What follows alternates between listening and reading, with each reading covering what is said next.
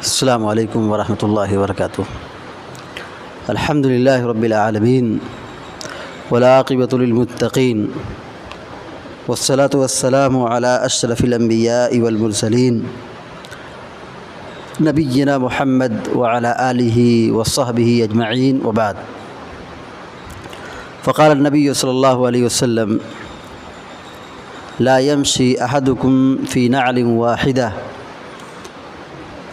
وَلْيَنْعَلْهُمَا جَمِيعًا أَوْ لِيَخْلَعْهُمَا جَمِيعًا متفق علیہ۔ ابھی آپ کے سامنے صحیح بخاری اور صحیح مسلم کی ایک چھوٹی سی حدیث پڑھی گئی ہے، جس میں اللہ کے نبی علیہ الصلوۃ والسلام نے فرمایا لا يمشي احدكم في نعل واحدہ، خبردار تم میں سے کوئی بھی شخص ایک جوتا چپل پہن کر نہ چلے۔ وَلْيَنْعَلْهُمَا جَمِيعًا أَوْ لِيَخْلَعْهُمَا جَمِيعًا، چاہیے کہ دونوں جوتا چپل پہن کر چلیں یا پھر دونوں جوتوں کو یا چپلوں کو نکال کر چلیں، یعنی خالی ننگے پاؤں چلیں۔ یہ حدیث صحیح بخاری اور صحیح مسلم کی ہے۔ اس حدیث میں ایک ادب بتایا جا رہا ہے۔ وہ ادب یہ ہے کہ ہم جب گھر سے باہر نکلیں یا کہیں جائیں یا کہیں کبھی چلیں تو چلنے کا ادب کیا ہے؟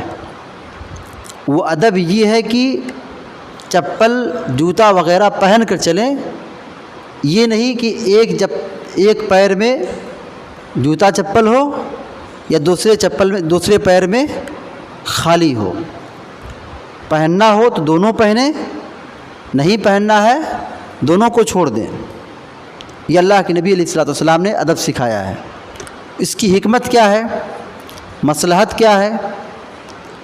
اس کی حکمت اور مصلحت یہ ہے کہ اگر کوئی شخص ایک چپل یا ایک جوتا پہن کے چلتا ہے تو ایسے آدمی کو بیوقوف اور پاگل سمجھا جائے گا۔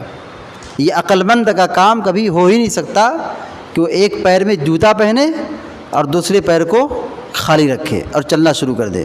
یہ عقل مند آدمی کا کام ہو ہی نہیں سکتا ہے۔ عقل مندی یہ ہے کہ دونوں پاؤں میں پہنے یا دونوں پاؤں کو چھوڑ دیں۔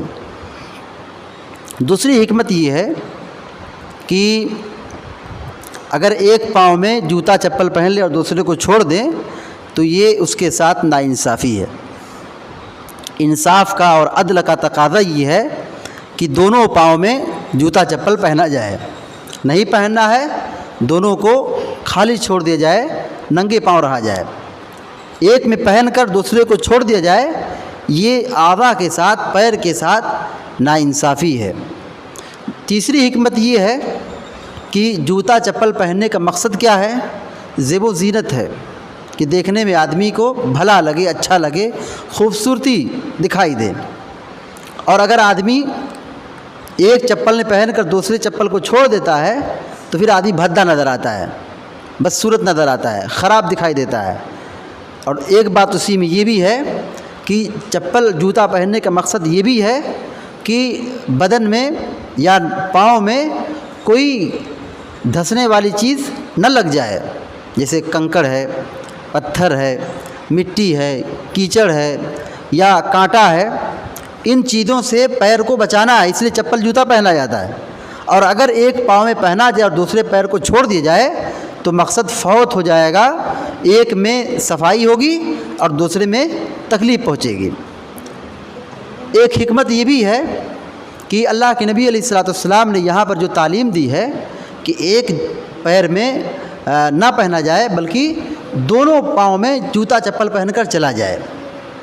اس کا ایک فائدہ یہ ہے کہ آدمی جب چلنا شروع کرتا ہے تو بہت ساری جگہوں پر ایک موڑ ایسا بھی آتا ہے کہ جہاں بھاگنے کی ضرورت پڑ جائے، جہاں تیزی سے چلنے کی ضرورت پڑ جائے، تو ایسے موقع پر آدمی بھاگ نہیں پائے گا، دوڑ نہیں پائے گا، سیدھے سے صحیح سے چل نہیں پائے گا۔